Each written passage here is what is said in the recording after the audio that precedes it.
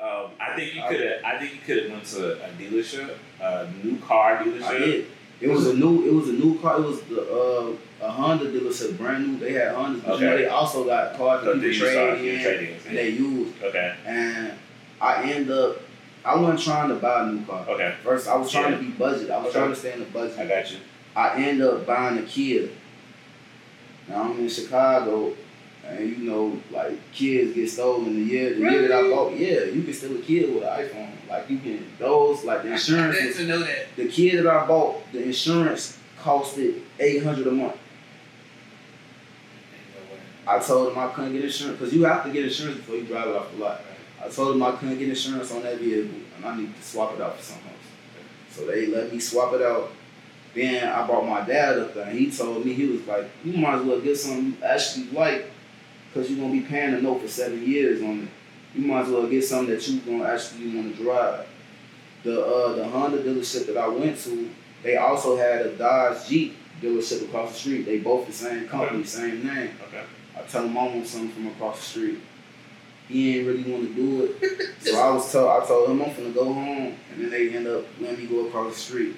But then every car that I wanted, they were acting like it wasn't available. So they was like really trying to force me to keep the car that and I didn't want that car. So they finally end up letting me get a Jeep. I drive the Jeep. The Jeep is making sounds on my way home. I take it back up there. They say they fix it. Come back, still make the same sound.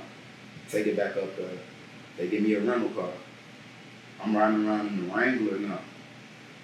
Rubicon 2023, and I'm like, I don't even. I saw you post pictures. I ain't even want the other car no more. I fell in love with the Wrangler. They say my car ready. I come back. They still make the same sound. So now I'm telling them I need a new car. It's been 3. They said it has to be tried. They said they had to try to fix it at least 3 times before they can take it back, but it's been 3 times. So they was trying to argue me down. I wrote a letter to the Better Business Bureau and submitted it. Wow. And they called me like 2 days later and told me, yeah, I can come swap the car. Came, I wanted a Wrangler. I looked at the gas mileage. I'm like, no, I can't do it. But I was still considering it. But when I asked them about it, they said it wasn't ready anyway. And they really preset the car that they wanted to swap me with. It was the same vehicle, just a different color, just a different VIN. Okay. So I ended up swapping for that car. And my credit has been tanked. It has been tanked. And the beautiful thing about credit is if you have challenges, it can be fixed. I had to get another car, so that killed mine. And then I've had to do some stuff, utilization. So life happens. I think for us, the education that we would give anybody would be that it can be fixed.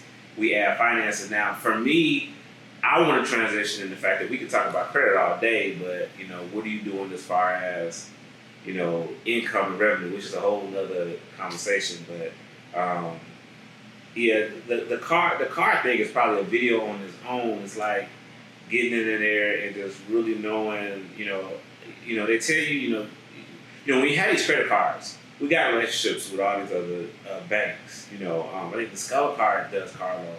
American Express does car loans. Capital One does car loans. Like, we got all these credit cards, and so we got years and years and years of credit with these companies. A lot of times they'll give us a pre-approval just like that. Capital One always sending me stuff talking about you're pre-approved. And then of course, sometimes the interest rate. I log into Chase, they telling me I'm pre-approved for houses, cars, mortgage. Yeah, that's another conversation, the mortgage fees. But that's